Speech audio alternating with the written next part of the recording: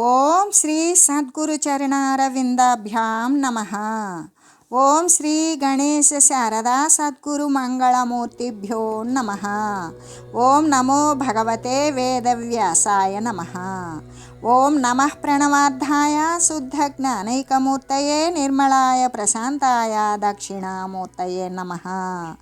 ఓం ఈశ్వరో గురురాత్మేతి మూర్తిభేద విభాగినే వ్యోమవద్వ్యాప్తదేహాయ దక్షిణామూర్తయే నమః.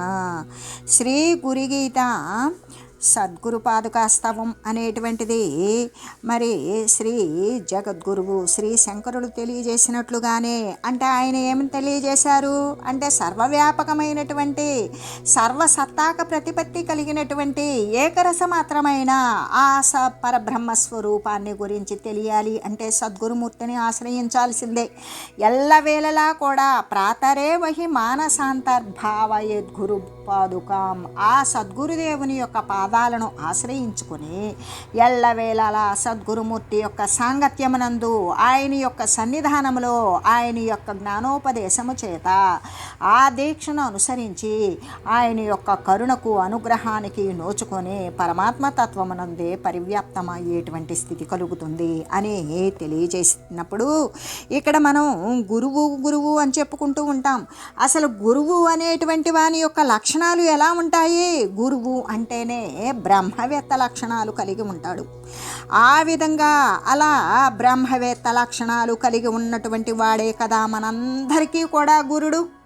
ఆ గురు స్వరూపాన్ని ఆశ్రయించాలి అంటే అసలు బ్రహ్మవేత్త లక్షణాలు ఎలా ఉంటాయి? ఇప్పుడు గురువు అంటే బ్రహ్మవేత్త లక్షణాలు కలిగి ఉన్నటువంటి వాడు గురుడు అని చెప్పుకున్నప్పుడు అలా బ్రహ్మవేత్త లక్షణాలు కలిగి ఉన్నటువంటి వాడే కదా మనందరికీ గురుడు అన్నప్పుడు బ్రహ్మవేత్త లక్షణాలు అంటే అవి ఎలా ఉంటాయి?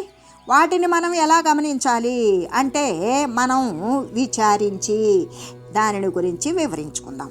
ఎలాగంటే ఎల్లప్పుడూ కూడా సతతము నిరంతరము హంసగా గతి మీద మాత్రమే ఆ యొక్క మనసును నిలిపి ఇక ఎటువంటి ప్రాపంచక సంబంధమైన ఈ యొక్క పంచభూతాల నిర్మితమైనటువంటి అస్థిరమైన దేహతతుల పట్ల దృశ్యాల పట్ల వ్యామోహాలను కోరికలను వాంఛలను సర్వము కూడా నశింపజేసుకొని ఇక ఈ ప్రాపంచక సంబంధమైనటువంటి వస్తుతతి ఎటువంటిది అంటే క్లేశాలనే కలిగిస్తూ ఉంటుంది, కోరికలను పుట్టిస్తుంది. ఆ కోరికలు ఆపదలకు మూలమై ఉంటాయి. కాబట్టి ఇక్కడ ప్రాపంచక క్లేశాలకు కానీ ఆపదలకు కానీ ఎటువంటి తావు ఇవ్వకుండా లేకుండా ఈ విశ్వమంతా కూడా పరమాత్మ తప్ప మరొకటి ఎప్పుడూ కూడా ఎక్కడా కూడా లేదు. సర్వేక సమస్తము సర్వవ్యాపకమైన పరమాత్మ వస్తువే ఉన్నది అనే అటువంటి శివతత్వమునందే స్థిరపడి ఉన్నటువంటి శివస్వరూప గురుదేవుడే కదా మనందరికీ కూడా పరమాత్మ దేవుడు. అదే కదా బ్రహ్మవేత్త లక్షణము అనే చెబుతూ, అంతేకాదు ఇంకా ఆయన ఎలా ఉంటాడు అంటే ఆ బ్రహ్మవేత్త లక్షణాలు కలిగినటువంటి సద్గురుమూర్తి అయ్యేదేదో అవుతూ ఉంది. ఇదంతా అయ్యేదేదో కాగలిగేదంతా కూడా దైవం వల్లనే అవుతూ ఉన్నది. ఇందులో నా కర్తృత్వం కానీ భోక్తృత్వం కానీ లేనే లేవు. నేను కర్తను కాదు భోక్తను కాదు. సత్యము అనేటువంటి స్థిరాన్ని ఎప్పటికీ కూడా వదలకుండా ఈ ఇళ్ళని శరీరాలని అంటే ఈ శరీరం నేను ఇది నా ఇళ్ళు అని దేహాలపైన గేహాలపైన గేహాలు అంటే శరీరం నేనని ఇది నా ఇళ్ళు అని మొదలైనటువంటి అహం ఏదైతే గుర్తించి వచ్చిపోయేటువంటి అస్థిర వస్తువును గుర్తించి నేను నాది అనుకుంటున్నామో అదంతా కూడా ఆ అహము అనేటువంటిది నశించిపోతే ఏ యొక్క సునిశ్చయాత్మకమైనటువంటి పరమాత్మ స్వరూపమే కలిగిన ఒక సునిశ్చితమైనటువంటి బుద్ధితోటి తిరిగేటువంటి వాడే కదా సద్గురుమూర్తి.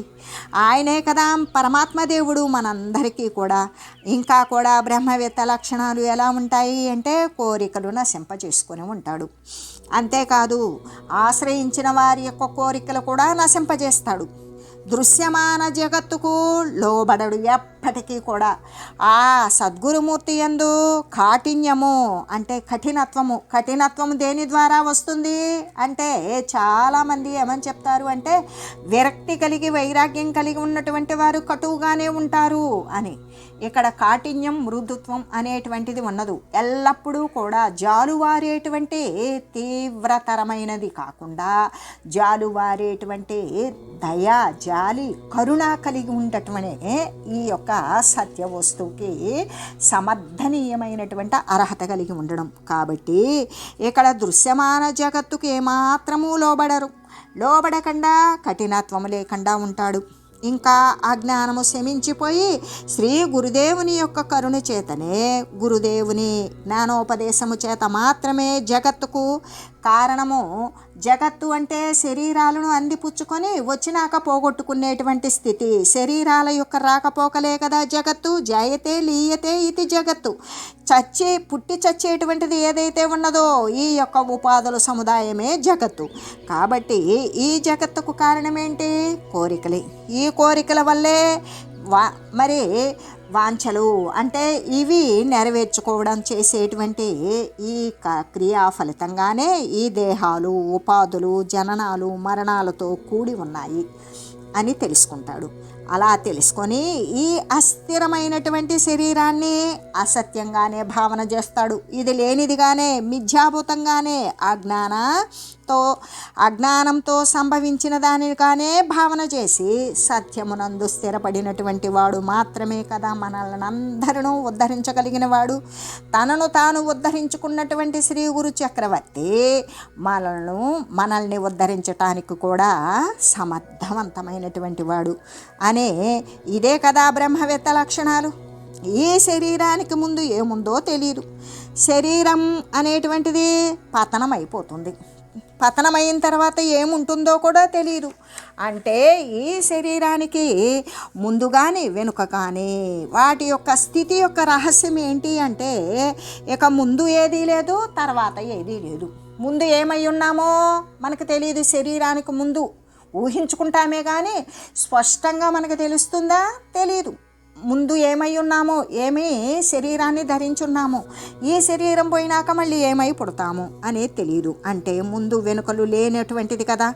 ముందు ఏమీ లేనిది తెలియదు, వెనక ఏమీ లేనిది తెలియదు. శరీరం పోతే ఏమవుతుందో అంటే ఈ మధ్యలో కూడా ఏమీ లేనిదే అనేటువంటి ప్రయత్నము చేత శ్రీ సద్గురుదేవుని యొక్క సన్నిధిని సమీపించి ఈ చావు పుట్టుకల యొక్క గుట్లు అంటే ఈ వచ్చిపోయేటువంటి స్థితి యొక్క రహస్యాన్ని గురించి, ఆ రహస్యాన్ని మనసునందు నిలిపి ఉంచి సత్యం పరంజ్యోతి స్వరూపాన్ని గురించి తెలుసుకొని ఆ సత్య వస్తువు నిరతిశయానంద రూపము చేత ఎల్లప్పుడూ కూడా జ్ఞాన ప్రకాశము చేత ప్రకాశిస్తూ ఉండేటువంటి ఆ పరంజ్యోతి స్వరూపాన్ని గురించి తెలుసుకొని ఈ శరీరం తాను కాను అని తెలివొంది.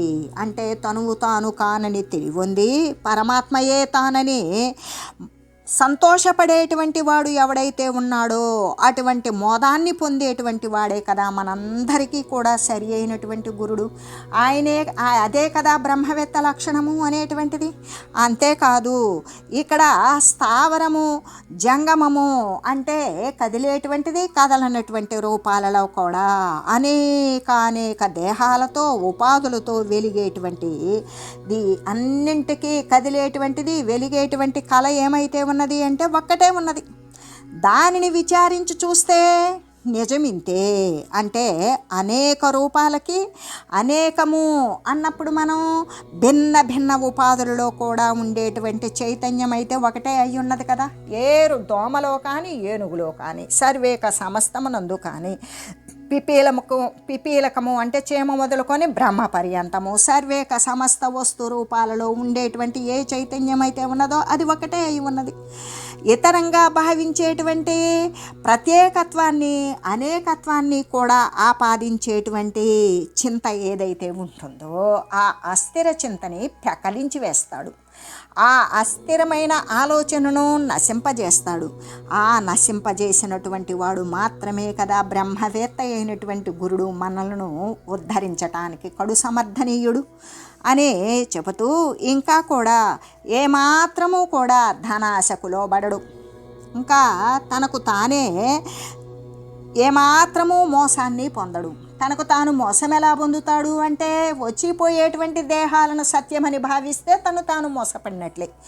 ఆ విధంగా అంటే ఈ వచ్చిపోయేటువంటి శరీర రూపనామక్రియలతో కూడినటువంటి దృశ్య జగత్తుని కూడా సత్యమని భావించడు. దాని ద్వారా వాడు ఎప్పటికీ కూడా అటువంటి గురుడు మోసాన్ని పొందడు. దోషభూయిష్టమైనటువంటి పొట్ట కోసం అంటే అనేక రుచుల పరంపరలతో కూడి అబద్ధకూడు అంటే అబద్ధపు బ్రతకడానికి అనేక మోసాలతో కూడినటువంటి దుష్టకర్మ భూయిష్టమైన కూటి కోసం ఏమాత్రము వెంపర్లాడడు. ఈ విభూతితో ఇది వస్తుంది, మరి ఈ మంత్రంతో ఇది వస్తుంది అని ఈ యొక్క అబద్ధమైన వ్యాపారాలకు పాల్పడకుండా, డబ్బుకు లోబడకుండా, ఎటువంటి ధనాశను చేపట్టకుండా, మోసాన్ని పొందకుండా, కాసులాశకు లోబడి గొప్ప గొప్ప దోషాలను, దోష సంబంధమైన వ్యవహారాలను కూడా ఆశించకుండా ఉండి, తనకు ఏదైతే శరీరం ఉన్నంతకాలము కూడా యథాప్రాప్తమైనటువంటి వస్తువుతోటే అంటే దొరికినటువంటి దానితోనే సంతృప్తిని చెందేటువంటి వాడు మాత్రమే సరి అయిన సద్గురుడు. ఆయన మాత్రమే మనల్ని ఉద్ధరించడానికి కడు సమర్థనీయుడు అనే ఆయనే కదా బ్రహ్మవేత్త లక్షణాలు కలిగి ఉన్నటువంటి వాడు అని చెబుతూ, అంటే పరమాత్మపై ధ్యాసమే కలిగి ఉంటాడు. అదే కదా ముక్తితత్వాన్ని తెచ్చిపెడుతుంది. అంతేకాదు పారమార్థిక భావన లేదా చింతన మరిచి పోకుండా ఉండేటువంటిదే కదా భక్తి. ముక్తి ఎలా వస్తుంది? పరమాత్మపై ధ్యాసమే కదా ముక్తి. అంతేకాదు పారమార్థిక చింతన భావన లేదా చింతన మరిచిపోకుండా ఉండేటువంటిదే కదా భక్తి. కాబట్టి ఎప్పటికీ కూడా ఏనాటికి కూడా శివధ్యానము చేయనటువంటి మానవులకు లేదు రాదు ముక్తి అనే మంగళకరమైనటువంటి కార్యాన్ని గురించి బోధించేటువంటి వాడే కదా పరమగురుడు. మనందరికీ కూడా అతడే కదా శ్రీ సద్గురుమూర్తి, మనల్ని ఉద్ధరించడానికి కడు సమర్థనీయమైనటువంటి బ్రహ్మవేత్త. కాబట్టి ఇక్కడ అబద్ధాలను విడనాడుతాడు. ఎందుకు? అబద్ధమైన, అసత్యమైన, అస్థిరమైన దేహాలనే విడనాడి అసత్యాలను వదిలివేసి ఏ విధమైనటువంటి అనుమానాలు అంటే ఏ మాత్రము సందేహం ఉన్నా దాన్ని కూడా అణిచివేసేసి మంకు బుద్ధులను అంటే తన మూర్ఖత, మందత్వము, అటువంటి సోమరితనము వాటినన్నింటినీ కూడా త్రుంచివేసి మూర్ఖత, మందత్వాలు ఇవన్నీ కూడా నశింపజేస్తాడు. అంతేకాదు ఇంకా దైవాన్ని ప్రార్థిస్తాడు. ఏమని? మమతాతో నను గావుము శంకరా అంటే నీవు తప్ప నన్ను ఎవ్వరు రక్షించేవారు లేరు అని సర్వకాల సర్వావస్థల యందు కూడా సత్యమునందే స్థిరపడి కాలం గడుపువాడే కదా ఆ బ్రహ్మతత్వాన్ని తెలిసినవాడు. ఆ తత్వమే తానయ్యున్నవాడు.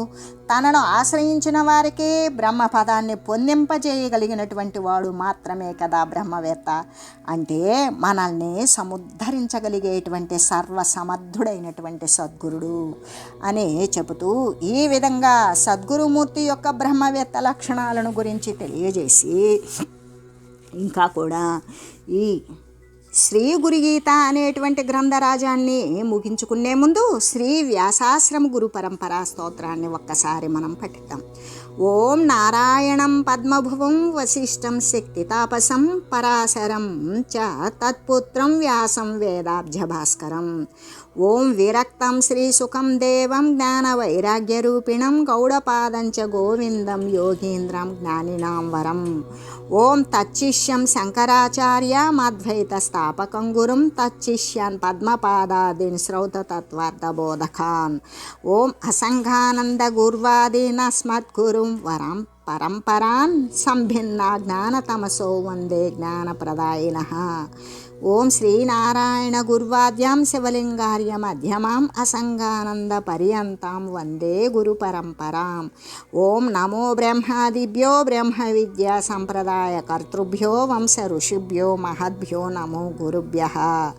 ఓం మూకం కరోతి వాచాలం నిర్బుద్ధిం బుద్ధిముత్తమం యత్కృపాత్తమహం వందే వ్యాసంగానంద సద్గురం. ఓం మంగళం శ్రీ గురుదేవాయ మహనీయ గుణాత్మనే సర్వలోక శరణ్యాయ సాధురూపాయ మంగళం. ఓం ఇతి శ్రీ గురు పరంపరా స్తోత్రం. దైవ ప్రార్థన ఈ విధంగా చేసుకోవాలి అని శ్రీ మలయాళ సద్గురు స్వాముల వారు తెలియజేశారు.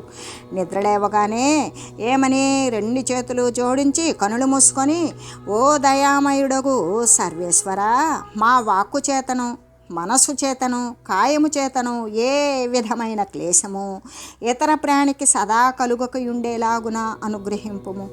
ఓ కారుణ్యైక సింధు, మా వాక్కు చేతను మనస్సు చేతను కాయికమైన క్రియల చేతను సర్వకాల సర్వావస్థలయందు ప్రపంచంలో గల సకల ప్రాణికోట్లకు ఉపకారము చేసేలాగున ఆశీర్వదింపుము.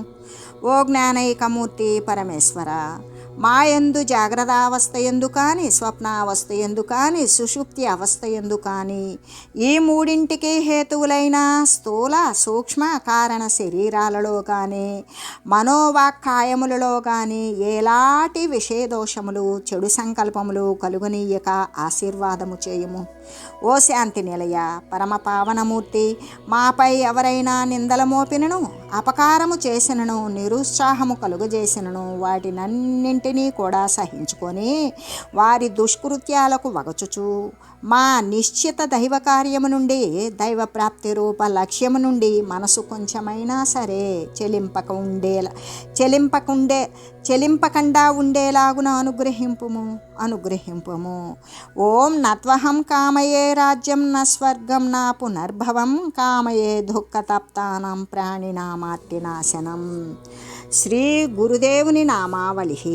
ఓం బ్రహ్మానందం పరమసుఖదం కేవలం జ్ఞానమూర్తిం ద్వంద్వాతీతం గగన సదృశం తత్వమస్యాదిలక్ష్యం ఏకం నిత్యం విమలమచలం సర్వధీ సాక్షిభూతం భావాతీతం త్రిగుణరహితం సద్గురుం తం నమామి.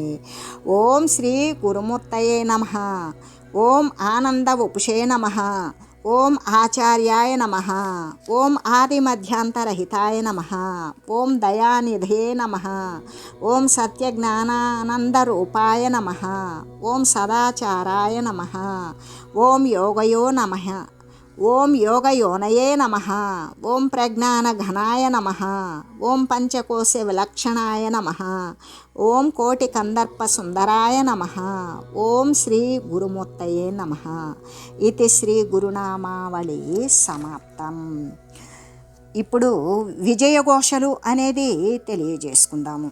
దైవమతము ప్రతిష్ఠిత మగునుగాక, కరుణామతము వృద్ధి పొందునుగాక, శాంతిమతము స్థాపిత మగునుగాక, సత్యమతము స్థిర ప్రతిష్ట నొందునుగాక, ధర్మమతము ఉద్ధరింపబడునుగాక, ఋషిమతము వర్ధిల్లునుగాక, స్వాతంత్ర్యమతము జయించునుగాక, జ్ఞానమతము వ్యాపకమగునుగాక.